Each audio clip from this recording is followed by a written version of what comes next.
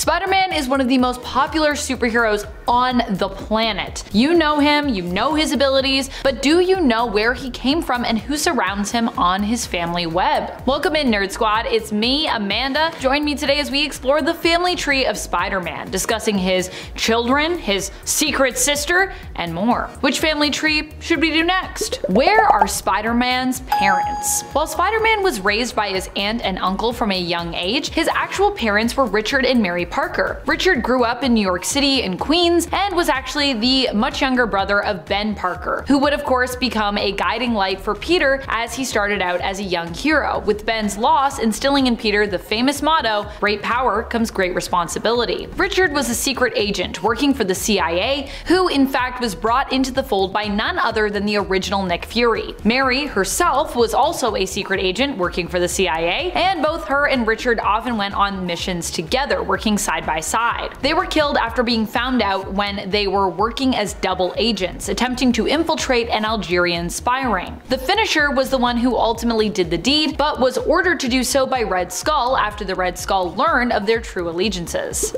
Spider-Man's secret sister?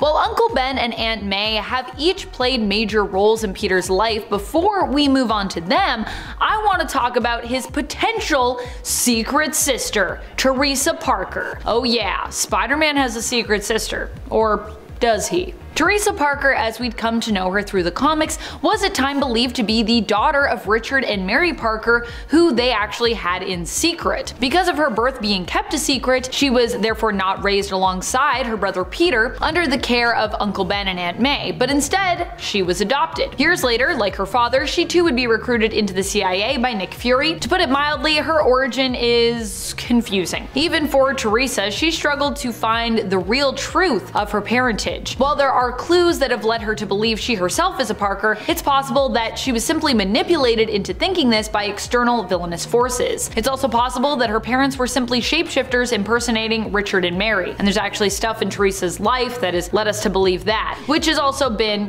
suggested and implied in the comics, so that could be a possibility. However, regardless of her true origin, after her adventures with Spider-Man, Teresa decided to reject all other alternative origins that were offered and instead see herself as a Parker, regardless of whether or not she was actually the birth daughter of Richard and Mary. So even if she isn't actually blood related to Peter, she isn't actually the true sister of him, to Teresa, she'll always see herself as his sister. Uncle Ben and Aunt May's origins.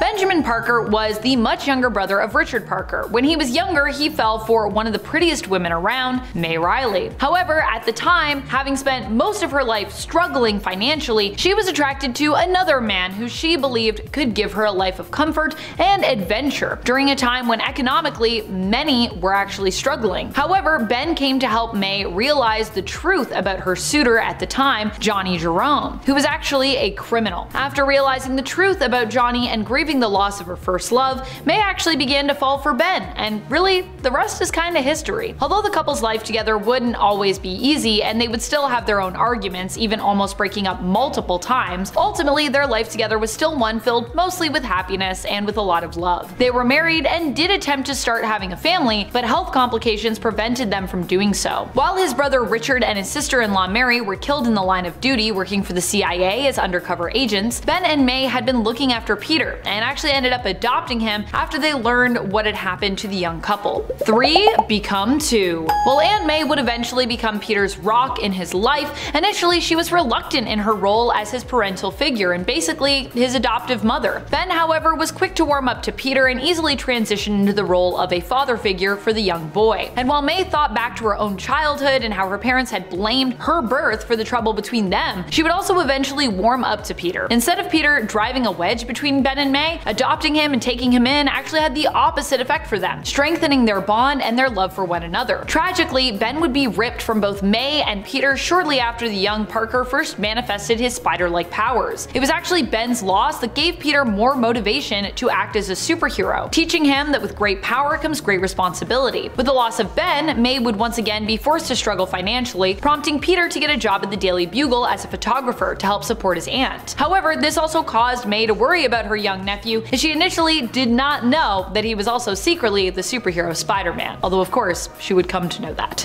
Who are Peter's grandparents? Did you know that Peter is actually the second of his name? Technically, we should call him Peter Parker II. His grandfather on his dad's side was also a Peter. He and his wife Anne had their names recorded in a copy of the Daily Bugle in 1939, where the birth of their firstborn son, Ben, was announced. Peter and Anne Parker would of course become parents to not just Peter's famous Uncle Ben, but also his father, Richard Parker, as the two are brothers. We don't know much about Mary's parents either, Peter's maternal grandparents. However, we do know that Mary was mainly raised by her father, William Fitzpatrick, whose wife tragically died quite young. Her name is, as of yet, still unknown to us. The former wife of Spider-Man. Did you know that Peter Parker was actually married? There's a whole bunch of stuff there. It's true. As time progressed in the comics, Peter would grow up, going through high school and college, and eventually settling down with his love, Mary Jane Watson. Prior to this, one of Peter's greatest loves was actually Gwen Stacy, and even after marrying Mary Jane, Peter still often thought of Gwen, who died young at the hands of his foe, Green Goblin. Although as Spider-Man, Peter had actually tried to save Gwen, he ultimately failed to do so, and some actually even consider her death his fault, as the tension of his web is believed to have actually caused Gwen's neck to snap. Although Green Goblin has claimed before that the sheer shock of the fall for Gwen would have basically killed her, and that she was already dead by the time his web would have reached her. Why am I mentioning all this in a part of the video where I'm meant to be talking about Peter's wife? Well, because there are alternate worlds and realities where Peter does actually end up with Gwen. In the House of M reality, the two of them settled down together and even had a son, and I think part of Peter always wonders what his life would have been like had Gwen lived. However, Mary Jane was also friends with Gwen and also felt her loss. I also feel like Gwen's death actually brought her and Peter closer together. Peter and MJ's relationship was never really easy, with MJ at first not being very interested in the idea of a committed relationship, and wanting more to focus on her career as a performer and a model, as well as simply just having fun. However, after a few attempted proposals, MJ eventually did say yes, and the two were married for quite some time, even almost successfully starting a family together. And just as there are alternate realities where Gwen and Peter are together, there are many alternate realities where MJ and Peter are as well, and where they also have kids together, including the alternate worlds of MC2 and Renew Your Vows. However, in the main continuity, their marriage would not last, after Mary Jane and Peter ultimately decided to sacrifice their relationship to Mephisto in order to save Aunt May's life, after she was shot in a hit that had been intended for Peter during Back in Black. The children of Spider-Man. While in the multiverse, Spider-Man actually has many children. In the main continuity, he hasn't really ended up with any, at least not currently and not as far as we know right now. He was almost a dad when he and his wife Mary Jane were pregnant with a daughter. Unfortunately, the young soon-to-be parents were later made to believe, following delivery, that their daughter had actually been lost to them. In reality, we learned that the child had lived, but had actually been swept away as part of Norman Osborn, Green Goblin's own sinister plans. Despite the hope, however, that one day this child might return to her parents, honestly I'm still a little hopeful of that, it would later be established that their daughter May had been disposed of later on at the order of Norman Osborn. In the MC2 reality, however, Peter and MJ's daughter does exist and was raised by both of her parents. She would grow up and develop her own spider-like abilities and powers, becoming known at first as the hero Spider-Girl, before adopting the mantle of Spider-Woman. This version of the character is also named May Parker, after Peter's beloved Aunt May, and is often referred to by her nickname of Mayday. Norman Osborn at one point also manipulated twins, Gabriel and Sarah Stacy, to believe that they were in fact the children of Spider-Man and Gwen, while also making them believe that Spider-Man was actually responsible for their mother's death. These children, however, were actually at first revealed to be the children not of Peter and Gwen, but of Norman and Gwen. I know. Fortunately, we'd later learn that this was also not true, and that they were actually clones created by Harry Osborn to torment his father Norman, having Norman's mind manipulated so that he would believe he had slept with Gwen, when in reality he actually hadn't. Thank goodness. Thank you for fixing that, because it broke my brain. In the main continuity, there is also Master Matrix, who sees Deadpool and Spider-Man actually as his dads, funnily enough. Master Matrix is a life model decoy initially reassembled by Peter Peter's parents, Richard and Mary Parker. After being activated, this LMD would come to see Deadpool and Spider-Man as his parents, and would also work alongside them as an ally. More recently, Matrix appeared in the Amazing Mary Jane series, where he befriended MJ after joining a film crew and also helped to defeat the Savage Six. Magneto has been many different things to many different people, with some calling him a villain, some calling him a hero, and some calling him Max, and some simply calling him Daddy. But what is his family history? Welcome to Top 10 Nerd. I'm Andrew Boyd, and today I will be attempting to explain Magneto's family tree. Before we begin, a small bit of housekeeping. Magneto's story obviously is one featuring a lot of oppression by the German forces during World War II. Due to YouTube and channel rules, I am not permitted to mention this group or its leader by name, as it would result in this video being demonetized. But I feel that it's important to clarify that that is why we are dancing around the terminology in this video, not because we want to diminish the blame this group deserves, but simply due to the rules of the platform we are on. And that is why you will not see me referring to certain groups by name. With that out of the way, let's dive into the genealogy of Marvel's Master of Magnetism, the first generation. Magneto was born Max Eisenhart. He grew up in Nuremberg with his family, who are all Jewish. We don't know anything concerning his lineage beyond his parents' generation, but his father, Jacob Eisenhart, was a member of the German army during World War I. He fought in the 1914 battle known as the Massacre of the Innocents. He was hit by mustard gas during this battle and stayed in a field hospital before being assigned the job of loading the deceased soldiers from the battle into mass graves. In 1916, he rescued a Bavarian major named Jürgen Scharf from enemy fire, pulling him into the relative safety of the trenches. For this heroic act, he was given a Commendation of Bravery and an Iron Cross medal. At some point, he married his wife, Edie, whose prior genealogy is a mystery. Jacob became a jeweler, building and repairing jewelry. Jacob ran the shop with the help of his little brother, Eric Eisenhart, who also lived with them. Eric was a carefree man who would often encourage Max to pursue the women he cared for, being known as somewhat of a charmer himself. This got him in trouble with the government when he hit on a non-Jewish woman. This put him in violation of the Nuremberg laws, which forbid Jewish people from interacting with other races. For this, he was severely beaten by a mob and forced to wear a sign that said he had shamed a German woman. After this incident, he tried to convince Jacob to move his family out of Germany, but Jacob thought that they would have a better chance if they stayed and figured out the rules, a decision they would later come to regret. The next generation. The next generation of the Eisenhart family consisted of Jacob and Edie's children, Max, who would grow up to be Magneto, and Ruth, his little sister. Max was allowed to go to school, but found it extremely frustrating, as any of his accomplishments were written off as cheating by the school faculty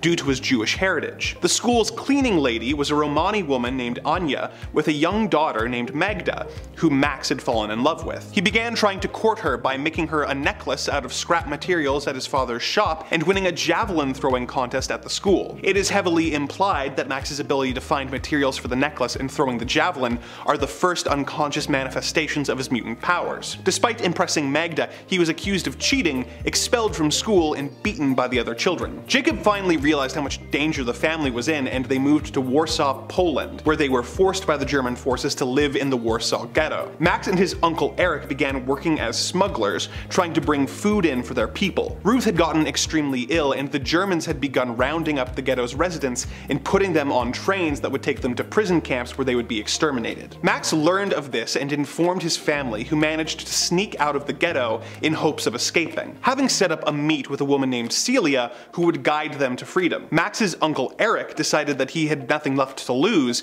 and chose to stay at Warsaw and fight the Germans. Max never saw him again, and he is believed to have been killed while fighting his oppressors. Their guide, Celia, led them away from the ghetto and into a forest where she betrayed them to the German forces, hoping to secure her own mother's freedom. The Eisenharts were rounded up along with other Jewish refugees, and they were by firing squad. At the last moment, Max's magnetic powers manifested, allowing him to slow the bullets down long enough for his father to push him out of harm's way, allowing Max to play dead and hide in the mass grave until the Germans left and he was able to escape. He was now the last living member of his family, as his father, mother, and sister had all been shot. Life in the camp. His freedom was short-lived, and he was soon captured, put on a train, and sent to Auschwitz prison camp. While there, he was made a Sonderkommando and was forced to gather the valuables of his fellow prisoners, lead them into the gas chambers, and then take their bodies to the incinerators. While there, he discovered that Magda was alive and in the section of the camp designed for the Romani people. He dedicated himself to keeping her alive and used gold dug from the teeth of corpses to bribe the guards to get her extra food and supplies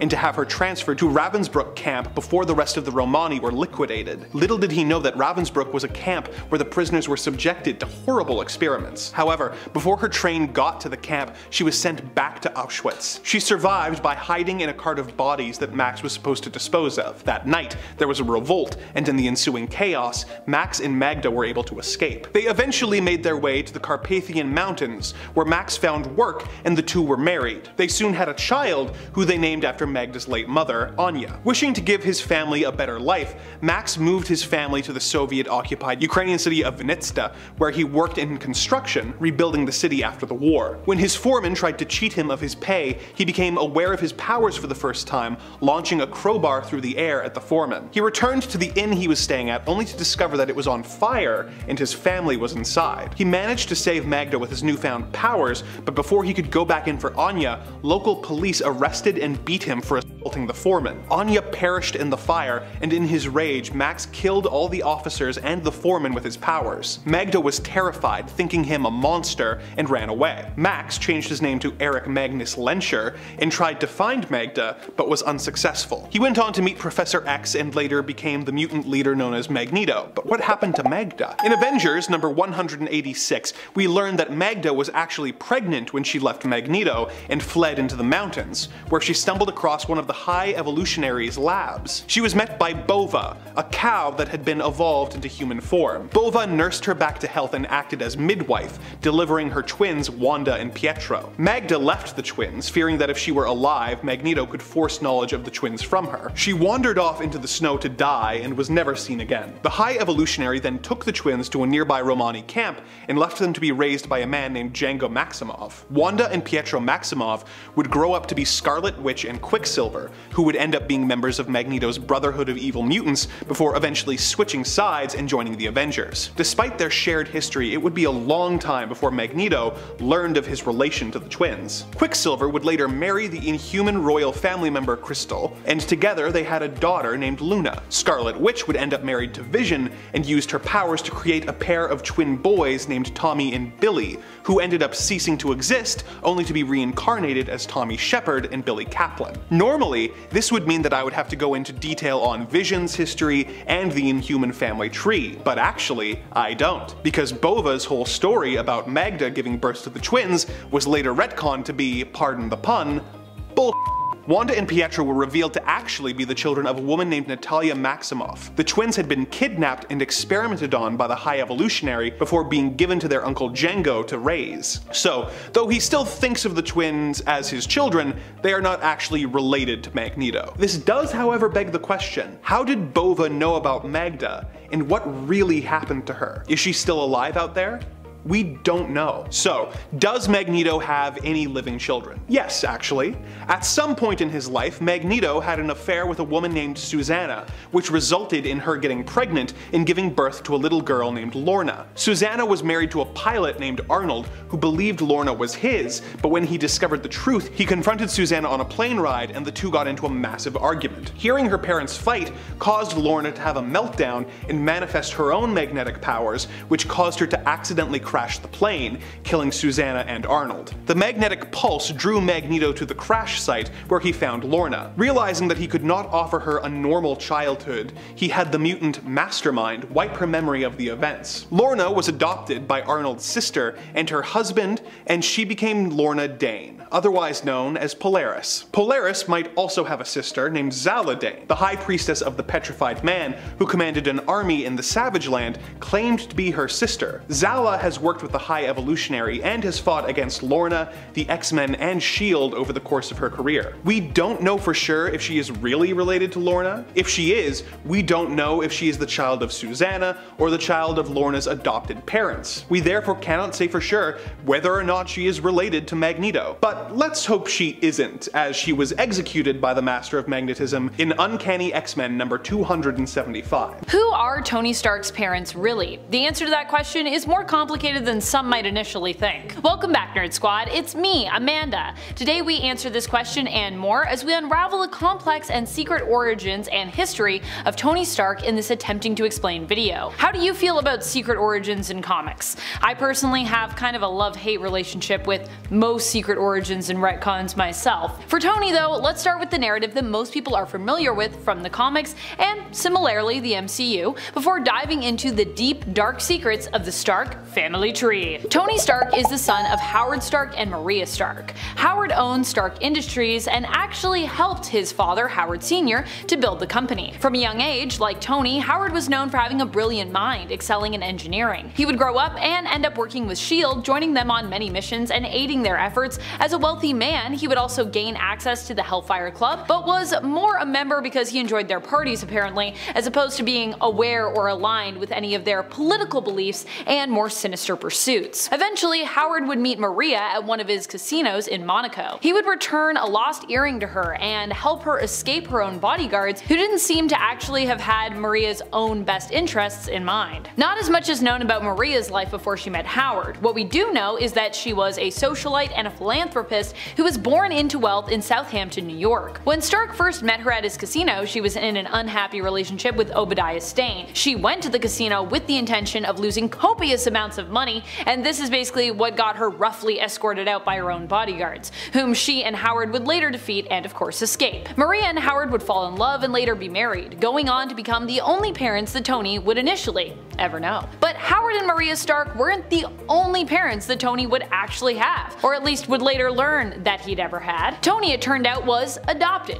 Learning this later in life, it would be revealed that a Hydra agent and S.H.I.E.L.D. agent were actually his two biological parents, one of them being Jude. Jude was a Hydra agent who went undercover at S.H.I.E.L.D. Really though, he apparently had no allegiances, believing both agencies to be problematic in similar ways. Jude was more interested in serving his own interests and profiting off of playing both sides. Jude would meet Tony's birth mother, Amanda Armstrong, a singer who was also working as an undercover agent for S.H.I.E.L.D. while on a mission. The two fell in love and began a relationship, with Jude often traveling to faraway places throughout the course of their few years together. Amanda became pregnant, and shortly before she was due to give birth to their child, Amanda's life was threatened, and then Jude's life was threatened, and Amanda learned of Jude's true beliefs surrounding Hydra and S.H.I.E.L.D. He suggested that they run away together, but unwilling to accept Hydra's money or their protection, Amanda attacked Jude and then ran away. She gave their baby up for adoption, and that was how Tony became a Stark, adopted by Maria and Howard. In fact, the name that the Starks gave to their baby, Anthony, would actually come from Amanda herself, the name that she actually wished her son to have. Amanda had asked Nick Fury to make sure that the baby ended up in a nice and safe home,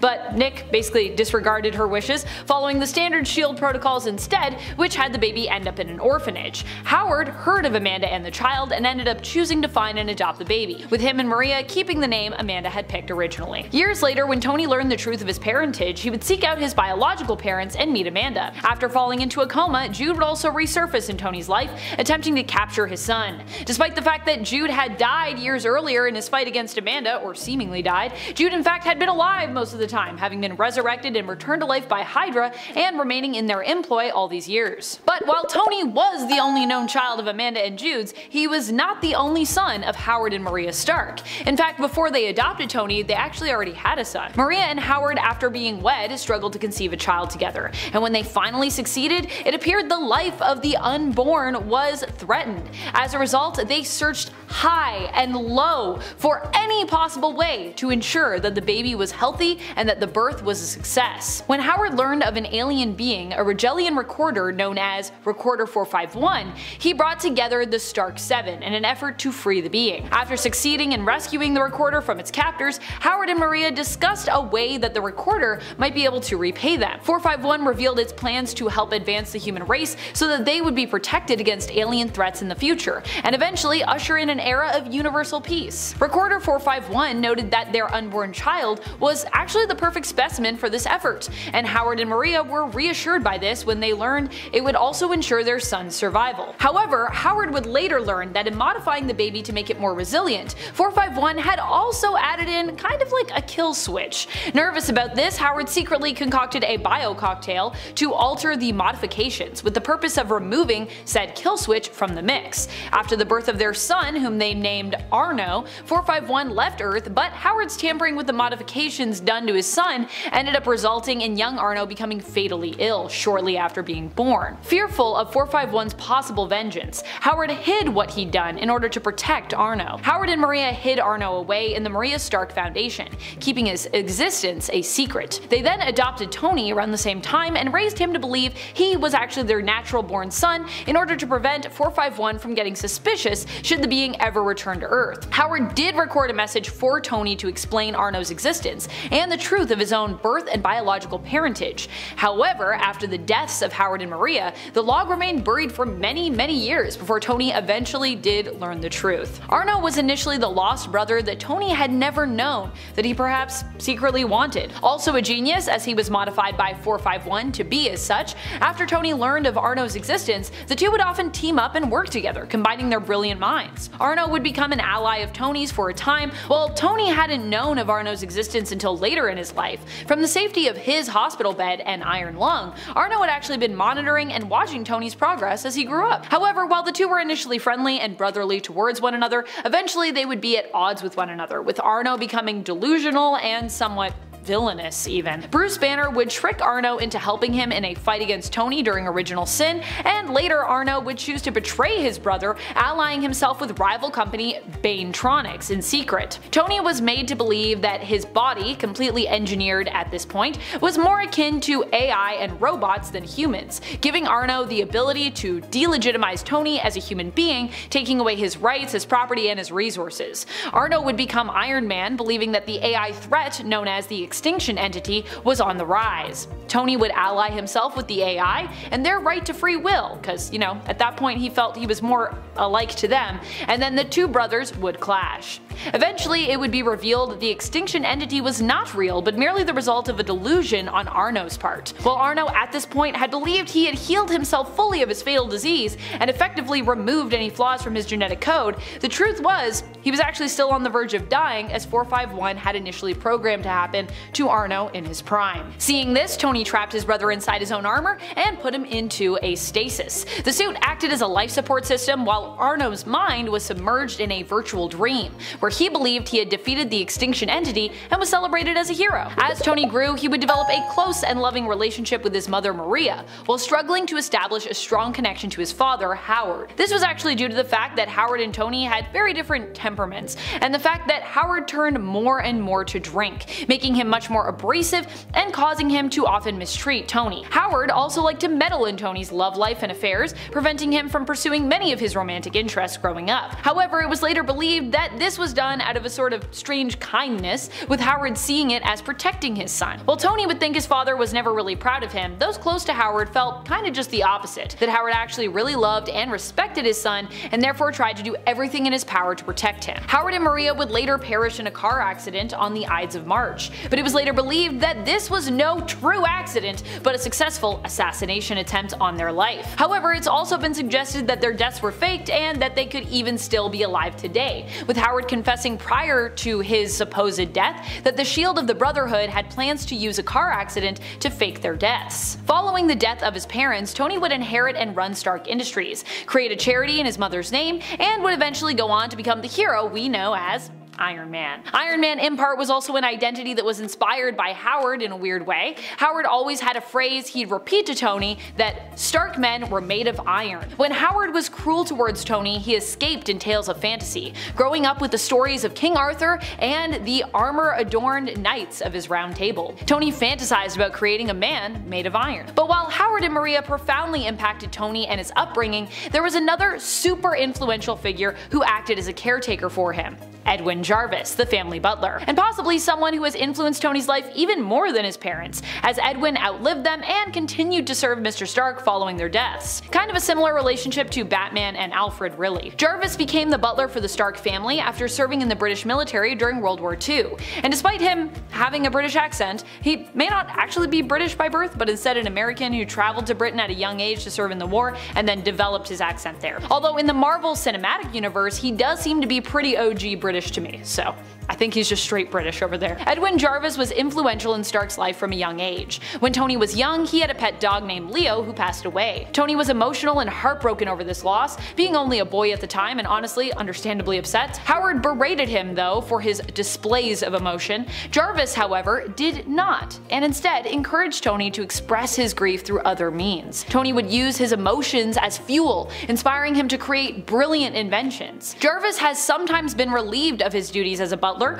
forced to resign as a result of injury or of issues with the Avengers, but has always eventually returned to service. Fun facts: he's been brainwashed into becoming an ally of Ultron, posing as villain the Crimson Cowl, and at one point was implied to have a relationship with Spider-Man's Aunt May during her stay at the Avengers mansion. Iron Man's family tree does not end there. While never married, Iron Man has had many romantic relationships throughout the years, though honestly too many paramours for me to list here. That is best saved for its own attempting to explain the widespread dating life and history of Tony Stark. Tony also has an extended family, including his uncle, Howard Stark's brother, Edward, and his cousin, Edward's son, Morgan. And he also has a grandfather that we've known of, Howard's own father, Howard Sr. Isaac Stark Sr. has also been mentioned as an ancestor of Tony's. Happy Hogan, Pepper Potts, and Rhodey are also all close allies to Tony, who I would consider to be like family to him. While Tony doesn't have any natural born kids in the main reality of Earth 616, you could say that the progenitor who appears during the AXE Judgment Day event is kinda like his offspring, as Tony helped to create the man-made Celestial using his own nervous system as a blueprint in the Celestial's construction. During the King in Black event, Tony also found himself bonded to a symbiote known as the Extrembiote.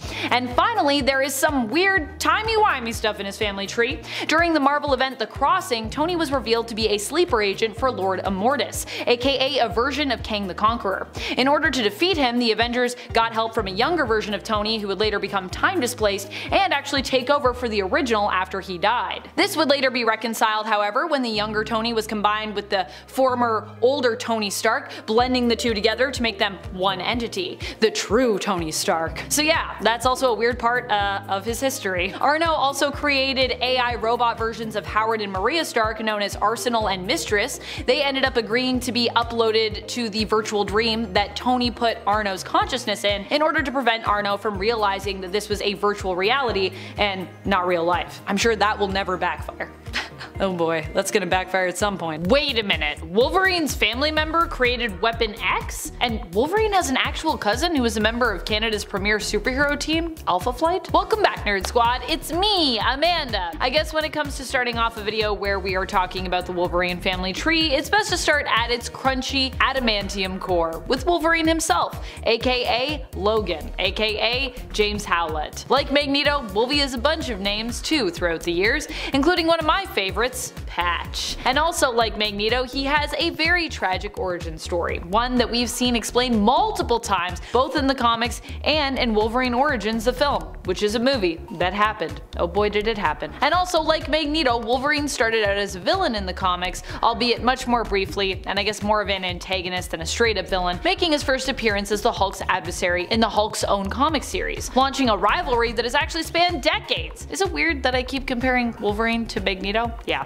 let's stop doing that and jump into this family tree. Initially, all we knew of Wolverine was that he was a mutant, and in fact it was even suggested in the beginning that the adamantium claws that he possessed themselves were actually genetic. It wouldn't be till later that we'd actually learn the adamantium on his skeleton was actually added later on by Weapon X through a painful bonding procedure that few test subjects could survive, let alone benefit from, with the main time that we all kind of figured that out being when Magneto stripped the adamantium from him. That was a thing that was very memorable. Before he was Wolverine though, who was Wolverine? Well, if you ever asked Logan himself, he actually might struggle to answer this question due to all the tampering done to his mind, as well as years of both physical and emotional trauma that his brain had suffered and healed from. It's actually believed that the reason why Wolverine doesn't often remember things from his past is because his brain heals over painful memories, and that scar tissue and his healing factor's self-preservation instincts could contribute to memory loss. But also, Wolvie has been shot and stabbed in the head.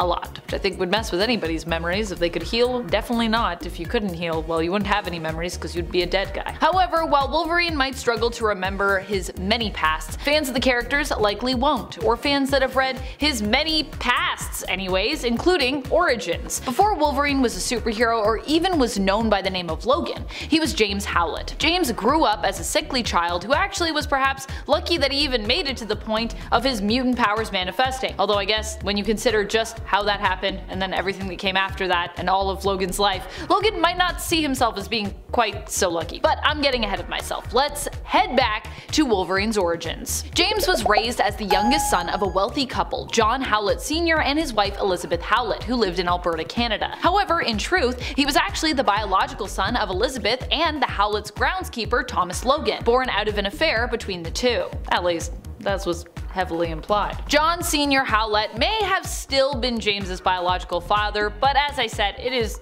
heavily implied that he was not. Still, John raised James as if he were his own anyway. Whether this was because he was not aware of his wife's affair or simply because he just felt it was the right thing to do, despite her infidelity, seeing James still as one of his own. We don't really know that much about John Sr. Howlett, although he seemed to have a kind heart, but it is implied that he was the one to deal the death blow to John Jr., James's older brother, doing so in defense of their mother, Elizabeth, after John Jr.'s powers, because he also had powers, manifested and he went into a rage. This likely weighed on John Sr. heavily. Also, yes, if you were wondering, Wolverine had a brother. We'll talk about that more in a bit. Elizabeth Hudson Howlett was Wolverine's mother. Hudson was Elizabeth's maiden name and would actually be a very important name when it came to Wolverine's story later in life, but we'll get back to that in a bit. And it seems likely that when it comes to Logan's X gene, he may actually get it from her side of the family or from his biological father's side, or a combination thereof, though more than likely I think it's from Elizabeth's side of the family. She gave birth to not one mutant, it turns out, but two! Though both sons may have been fathered by Thomas Logan,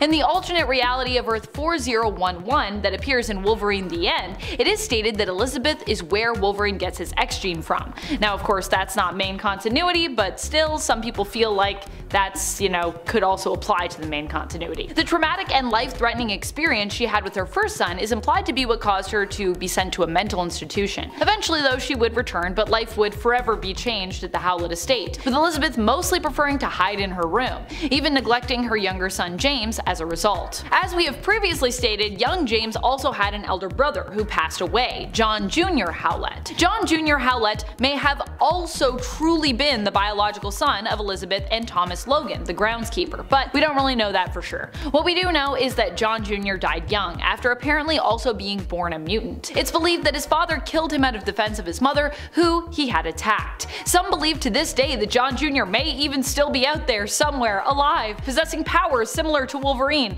despite the fact that Wolverine seemed to see his older brother during time spent in hell, which I think would be pretty crazy if we brought him back, but also I feel like if we haven't seen him at this point, where has he been? Aside from his elder brother who passed away, young James also had a half-brother in Dog Logan. Dog was the son of Thomas Logan and an unnamed woman. He grew up on the Howlett estate and became one of James's playmates along with Rose, who was brought in to live in the estate as a playmate for James while also being given serving duties as she got older. Dog at one point saved James's life after accidentally endangering it. However, Dog's feelings for Rose and forceful actions towards her, as well as his jealousy of James and all that he stood to inherit, drove a wedge between them as they grew up. Eventually, this division led Dog to attack James, causing him physical and emotional harm, with Dog and his father evicted from the estate as a result of this. Oddly enough, Dog somehow survived to the modern age, despite having been born like Wolverine in the late 19th century. At one point, he has a bunch of time diamonds, which I guess he could use to time travel, so this could be how he's lived so long, or perhaps his longevity is still as of yet an undefined power of his. We haven't seen him for a while, but still, pretty sure we saw him at least in like 2014 or something, so considering it's the 19th century and then we see him in a comic from 2014, that's a little what's happening there? We don't know. Thomas Logan is heavily implied to be the biological father of James Howlett, which seems to have been why he used Logan as an alias in the past. Although, as I said previously, James's mind also became so addled that eventually he would not remember his true name as James Howlett, and would forget the connection of that name, Logan, to his biological father. So he might have just picked that name he thought randomly, but it wasn't so random. In fact, when Dog Dog eventually comes to look for James and Rose years after they have fled the estate. James initially does not even recognize Dog or remember who he is or that he's a Logan. Thomas was a hard man, driven to drink and often behaving aggressively, especially towards his own son who lived with him, Dog. In fact, this is likely a big part of the reason that Dog turned out the way he did. After both Thomas and Dog were removed from the Howlett estate, Thomas snuck back onto the property, killing the Howlett servants and using Rose to gain access to Elizabeth's room, and of course bringing Dog along with him. There, Thomas attempted to get Elizabeth to run away with him before being confronted by John Sr., who Thomas then just killed. This is what caused James's mutant powers to manifest, as he sort of came into all this chaos, and in a blind fit of loss, desperation, and rage, he scarred Dog and killed Thomas with his bone claws. The trauma of the whole occurrence and its similarity to the tragic event of her first son proved too much for Elizabeth, who blamed herself and took her own life. James and Rose, also overwhelmed, chose to leave the estate, fleeing together. If you thought Thomas Logan was bad, well, I mean, you would be right, but while John Sr. seems like a well-meaning sweetheart by comparison, his own father was more akin to Thomas than his own son in terms of his cruelty. We don't know his name, but Mr. Howlett, or the Old Man as he was sometimes referred to, is the grandfather of Wolverine and the father of John Sr. He was the one who forged the Howlett name and created their fortune through unknown means. The Old Man was critical of John Sr. and his offspring, and may have even at one point threatened the life of young John Jr. because of his mutant gene. He constantly harped on John Sr., criticizing his parenting skills as he felt James was too weak and too soft. After Dog blamed Rose for the deaths of Thomas, John Sr., and Elizabeth, Mr. Howlett disowned James, although he did still help him and Rose escape town, and years later would actually come to regret sending his grandson away, giving Dog, then his heir and ward, information to help track James and Rose down once more so that he might actually make amends. However, Dog, of course, had some other plans. He was like, yeah, I'll do that. I'll totally do that. I'm not gonna go and try to kill this person who stands to potentially take an inheritance away from me that I just got. Wouldn't do that at all!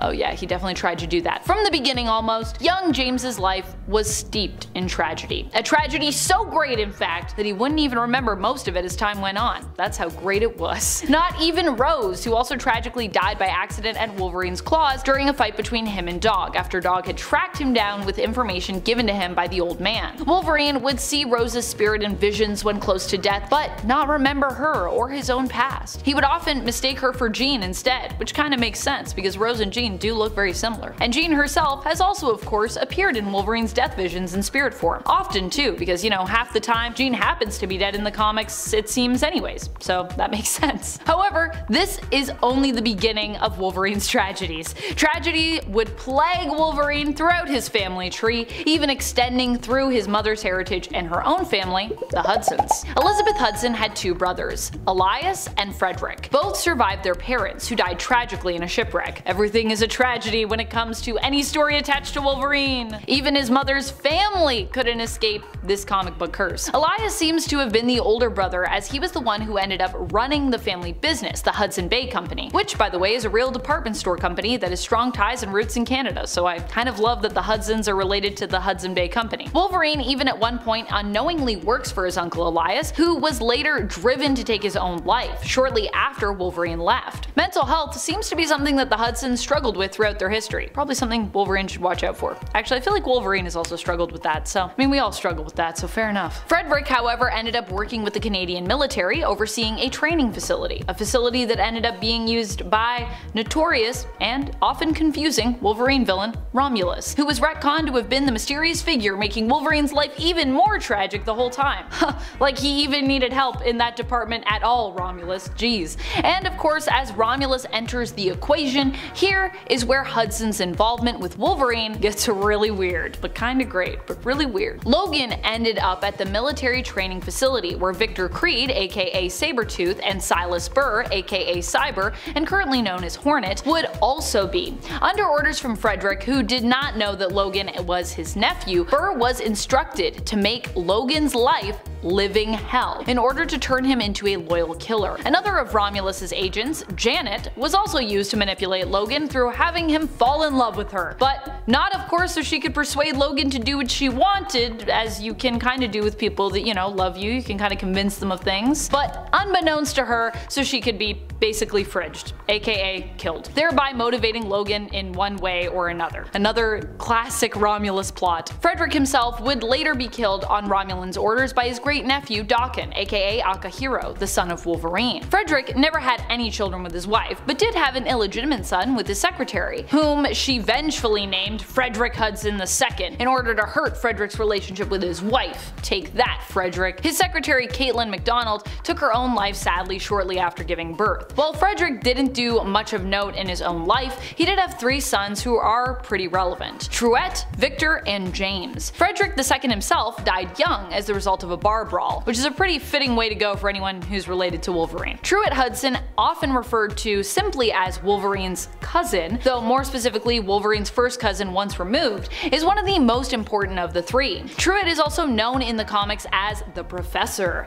and while he is also bald, we are not talking about that professor, not Charles, aka Professor X. Instead, Truett was the Professor, also known by the alias Professor Thornton, who became tied to the Weapon Plus program, likely inspiring it as a result of stumbling into a lab in a World War II German camp that actually belonged to, get this, Nathaniel Essex, aka Mr. Sinister. What a strange connection I never thought would exist, and yet it does. From there, Weapon Plus would later spawn the creation and project known as Weapon X, on their journey to create new super soldiers. This was following the success of Project Rebirth, which led to the creation of Captain America, who was labeled by the program as Weapon 1. The Professor would later be put in charge of brainwashing Team X operatives, among them Logan included, and would be known as Director of the Weapon X program. Yeah, that's the thing. That is literally his first cousin once removed, who was running that program. Truett actually also has ties to Dracula, another famous Wolverine enemy. Truett himself would be killed, seemingly and surprisingly, by Silver Fox, who at this point was believed to have actually been alive this whole time,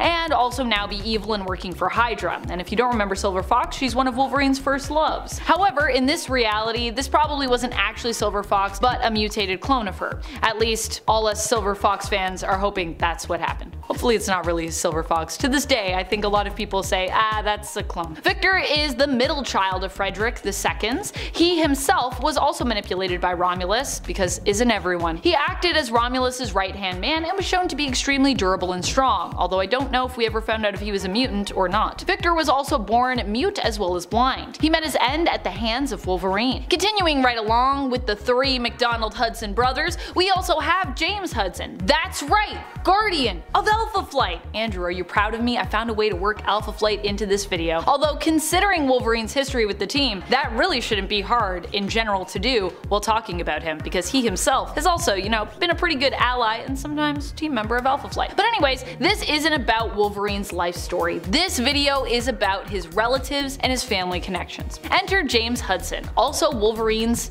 cousin and half-brother to the villainous Truett. Half-brother because all 3 brothers actually had different mothers. James was the youngest of the 3, which means I got to save the best for last. Before Guardian was Guardian, James Hudson developed a suit for Amcan Oil Corporation to be used to help locate underground oil deposits. However, after he learned his suit was going to be sold to the US military and used as a weapon, which he was not here for, he destroyed its plans and stole the helmet of the suit, making it unusable. He then went to the Canadian government for help and protection from Amcan Oil. He would go on to become founder of Department H and the leader and founder of Alpha Flight. James Hudson and his wife, Heather McNeil Hudson, aka Vindicator, would also become fast friends with technical relative James Howlett, ever since they ran into a feral Logan on their honeymoon as seen in Alpha Flight issue number 33, which has a flashback to that. James and Heather have one daughter together, Claire, who would be, I think, a cousin twice removed to Wolverine. So that's also a thing. John Sr. and Elizabeth aren't the only ones with relatives relevant to Wolverine's history though. Thomas and the Logans also have an extensive past, and at least one relative that you might find at least interesting. Folkburn Logan. If Wolverine were to run his DNA through someplace like Ancestry.com, he'd learn that 1, he probably has a lot more kids than he ever knew about, and 2, that he was also related to Folkburn Logan. Folkburn lived back in the 11th century and is referred to by his fellow soldier and friend as the last pagan, living in London, England. Folkburn runs into Thor and the Horsemen of the Apocalypse during a fight between them, and is saved by Thor himself, just as he begins to pray to the old gods, hilariously, which I love, as seen in Uncanny Avengers issue number 6. While this pretty much covers all of Logan's family when it comes to where he comes from and his origins, there's a lot more tragedy ahead for us to explore when it comes to romance and his own offspring. We're running a little short for time on this video, so I'm going to briefly cover some of the major wives/loves and children we've come to know as related to Wolverine in the main comic book continuity of Earth 616. But if you enjoyed this video and you want a specific video about Wolverine's kids, let us know in the comments, or if you would rather perhaps something a little different, such as hearing me attempt to explain the history of Weapon X, or attempt to explain Mr. Sinister's family tree instead, both of which would probably also be a lot of fun. Be sure to let us know. When it comes to Wolverine's wives, there are two main ones that stick out to me. One of whom he was actually married to, another he was almost married to, but you know, I think we can still count her. She's a pretty big deal. Other than Jean Grey and his weakness for redheads, the major loves of Wolverine's life I would say would be Mariko Yoshida, his fiancée, and Itsu, his wife. Although Wolverine was also shown to be married to the ancestor of a person named Hoshiko in the story Aftermath in Wolverine Exit Wounds, and was once also married to Ophelia Sarkissian, aka Viper. That's a thing that happened. With Mariko, their love did not produce any offspring, but it was a strong love regardless, and they did have a foster daughter together, so that's a thing. Mariko was introduced in X-Men issue 118, and we'd come to know her as the daughter of Lord Shinjin, the leader of Clan Yoshida, a crime syndicate in Japan. Mariko is also a cousin to Mutant Sunfire, which was how she first met Wolverine. The two fell in love and eventually ended up engaged after the death of Mariko's father. However, due to the manipulations of Mastermind, their wedding would be called off. Later, it would be back on but delayed until Mariko felt she had made right the wrongs that Mastermind's influence over her had caused. She died before they could be married though. While she would be resurrected much later, her and Wolverine's relationship would never really recover. Itsu is the wife of Logan, who he met, fell in love with, and married during his time training with Bando Saburo in Japan. Itsu became pregnant but was unfortunately assassinated by Bucky Barnes, aka the Winter Soldier, before her child could be born. Initially, it was actually believed that their offspring did not survive, but later we learned that thanks to the power of the baby's X gene, it actually did survive. The baby was retrieved by Romulus, who left him on the doorstep of a well-off couple that would adopt him. However, Romulus would also manipulate this baby, named Akihiro, but cruelly nicknamed Daken, and now known by the codename Fang, to grow up to hate his father. His biological father, Wolverine, that is. Daken would attempt to destroy Logan while working for the Red Right Hand, seeking out those who were Wolverine's offspring that he either never knew existed or had forgotten about due to, once again, much tampering with his mind and just overall memory loss, and using those relatives as weapons against their father. This group was known as the Mongrels. They died at Wolverine's hands without him knowing of their true origin till after he'd killed them all. Tragedy. Tragedy. At one point, Daken and Wolverine would be pitted against one another by the machinations of Sabretooth, leading to Daken tragically being drowned by his own father in a puddle. But don't worry, he returned and later would reconcile with his dad, and now he isn't even known by the name Daken, but prefers to be addressed as Akihiro or Fang. Other prominent offspring of Logan's from the main continuity include Laura Kinney, aka X-23, who is also now known as Wolverine, his daughter and also his female clone, Gabrielle Gabby Kinney, aka Scout, a clone of Laura, who is also seen as Wolverine's daughter, and Amiko, his adopted daughter, who has spent a lot of time being raised by Wolverine's good friend Yukio, and previously was raised in part by Wolverine's love and fiancé Mariko, prior to her death of course. Johnny Blaze, in our world, the first character to really become the Ghost Rider in Marvel Comics, in Marvel Spotlight number 5 from May of 1972. But in Marvel's Earth 616, Johnny has a family tree that has quite a bit of history of flaming skulls. I'm Adam, and today I'm going to try my best to explain the Ghost Rider family tree. Okay, so technically I should say that Carter Slade was the actual first ever character to hold the name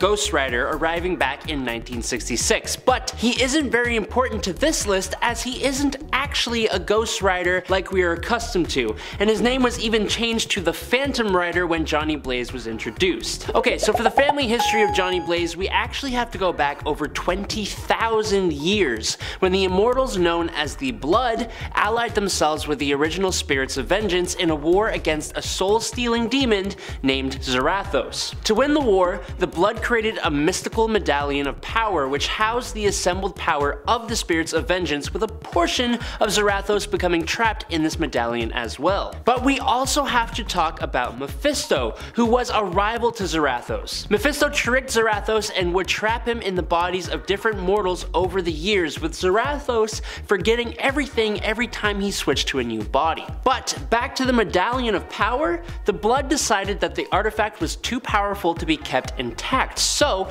it was broken into shards and its essence was placed into the spiritual bloodlines of two families. We will be mainly focusing on the Kale bloodline for today and the main Ghost Riders. There's a lot going on for each rider and their various sources of power, so for the sake of time and simplicity, I'm just going to briefly cover each of their origin stories. Starting with Noble Kale. In the 17th century, a young Puritan man named Noble Kale fell in love with a woman named Magdalena. Noble hid his romance from his father, who was both not very nice and also a pastor. Noble and Magdalena had a child, but shortly after the kid was born, Magdalena discovered that Pastor Kale was a servant of Mephisto, and to keep this a secret, Pastor Kale had Magdalena branded a witch and burned at the stake. As she succumbed to the fire, she cursed Pastor Kale, invoking the Furies to seek vengeance in her name, and they definitely did, going on a rampage. Pastor Kale sought aid from the demon Mephisto, offering Noble's soul to the demon. Mephisto recognized the medallion shard within Noble Kale and activated it, transforming the young man into a living spirit of vengeance. Mephisto tried to corrupt Noble Kale, but he failed, and instead he just kept his eye on the Kale family bloodline, looking for a time to try and strike again. It was decided that Noble's soul wouldn't belong to heaven or hell, but instead would be summoned forth by his descendants, inhabiting the firstborn child of each generation. This included a Ghost Rider who was a cavalry soldier during World War I, who we know basically nothing about, and Naomi Kale, the mother of Johnny, her eldest son, and his siblings Dan and Barbara. Fearing for her children, Naomi split up the family, leaving her eldest son with his father, Barton Blaze, and leaving Dan and his sister Barbara with Francis Ketch in Cypress Hills, New York. She unsuccessfully attempted to end the curse, tapping into the power of Noble Kale, very briefly, using the Medallion of Power that she kept on her motorcycle's gas cap, and battling Mephisto, who brought her to an end. Alright, and that brings us straight to who we are here for. Johnny Blaze, the first Ghost Rider to appear chronologically in the pages of Marvel Comics. Johnny was raised by his father, Barton Blaze, who was a motorcycle stunt rider. Unfortunately though, Barton passed away in this line of work, so instead, Johnny was raised by Craig Crash Simpson. Johnny can't seem to catch a break in terms of father figures though, as he later finds out that Crash has developed cancer. Johnny, completely unaware of his connection to mystical forces, dove into the occult to try and save Crash. He learned a spell to summon the devil, who turned out to actually be Mephisto. Johnny made a deal with Mephisto, his soul and servitude to Mephisto, in order to save Crash's life, with Mephisto saying he'd take a rain check on collecting what he's owed. Crash was cured of his cancer, but in the classic Mephisto twist, Crash instead passed away during a motorcycle stunt literally right afterwards. Mephisto showed up to collect and corrupt the firstborn child of this generation of the Kale bloodline. That's Johnny Blaze, activating the Ghost Rider Medallion bloodline ability inside of Johnny, turning Johnny into the Ghost Rider by night. But he couldn't take Johnny's soul thanks to Roxanne, Johnny's love interest, showing up and proclaiming her love for the guy, which drove Mephisto away temporarily, and that is the power of love, kids. Side note, while he didn't play a big part at first, later on, Zarathos would develop more and more inside of Johnny Blaze until he was taken out and captured. Also, the whole Rider by Night thing definitely changed eventually too, and Johnny has been a big part of every subsequent Ghost Rider story, especially as he even became the Lord of Hell for a while. Now, fast forward to Ghost Rider Volume 3 in 1990, and us readers are introduced to Johnny's long-lost brother, Danny Ketch, alongside their sister, Barbara Ketch. After witnessing a fight break out between the gangs of Death Watch and Kingpin, the two siblings, Barbara and Danny, are spotted by the criminals, and during the altercation, Barbara is wounded with a crossbow Cobalt. The two of them decide to hide in a junkyard where Danny notices a brand new motorcycle with a glowing medallion on the gas cap. Danny touches the motorcycle of his mother with his sister's blood on his hands and is instantly transformed into a spirit of vengeance. Now, Danny was a really interesting Ghost Rider, and his character got some rather tragic developments and then redemptions along his way. He is currently not even Ghost Rider, but is instead Death Rider, but I just can't get into that right now. I would highly suggest you check out his comics. He's also the first Ghost Rider to get the penance stare and the mystical chain that become commonplace for all other Ghost Riders after this point. With Johnny Blaze and Danny Ketch both being part of the Kale bloodline, they are the nephews of Joshua Kale, who is a leader of the cult of Zared Na, and they're also cousins of Jennifer Kale,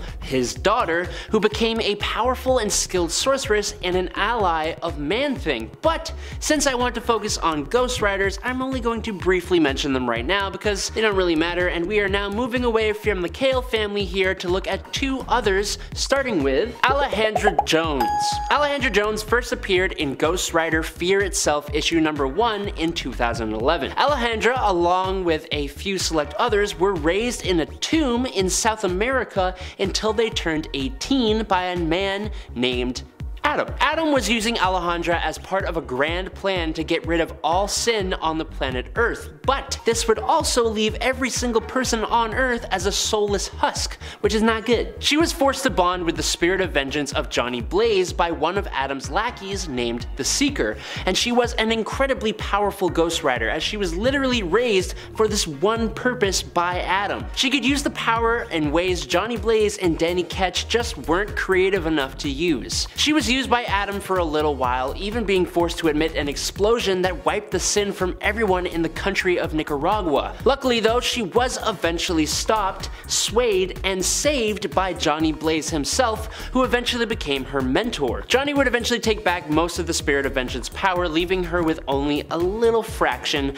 before she did eventually pass away. The next and last Ghost Rider we are going to talk about today is Roberto Reyes, who was quite unique in terms of Ghost Riders. When we first meet the Mexican-American Robbie, he is taking care of his little brother, going to school, working part-time at an auto shop, and at night competing in street races, which is an incredibly busy lifestyle. But in order to try and win enough money to help him and his brother's situation, Robbie enters into a race with a stolen '69 Dodge Charger. Unfortunately for him, the car itself was haunted by Eli Morrow, an incredibly violent serial killer and Robbie's uncle. Using the family connection, Eli embedded himself into Robbie's psyche, which allows Robbie to become an all-new kind of Ghost Rider after he was attacked during the race. Robbie is a good guy, and he tries to use his powers to be a hero, so a large part of what makes his Ghost Rider compelling is the struggle to not give in to his sadistic uncle's influence. Also, he has a hellfire-infused demonic '69 Dodge Charger over a motorcycle, and it's one of the coolest things I've ever seen. Lastly though, I want to briefly cover the Ghost Rider abilities. The powers of the Spirits of Vengeance and the other sources of Ghost Rider power give the Ghost Riders almost all the same abilities to change into their Ghost Rider form, becoming one of the most powerful beings on the planet with superhuman strength and an incredible level of super durability to almost any Earth-based attacks. They have taken hits from the Hulk and instantly reformed lost limbs and shattered skulls. Most attacks pass right through or bounce off of a Ghost Rider, with the exception of heaven-forged weapons and other mythical artifacts or attacks. Ghost Rider is able to manipulate sins, souls, demonic magic, his size, and at one point Johnny Blaze was considered for the role of Sorcerer Supreme. Now, a staple of the Ghost Rider power is Hellfire control. Hellfire is an ethereal and supernatural flame that burns and purifies the souls of both mortals and immortals, but can also do harm to their physical bodies as well. Riders are able to absorb any form of fire thanks to this, and Ghost Rider is able to generate, manipulate, and project Hellfire in a bunch of ways, most notably by infusing Hellfire into a vehicle or mount that can move extremely fast, ride up walls, make insane jumps, and a whole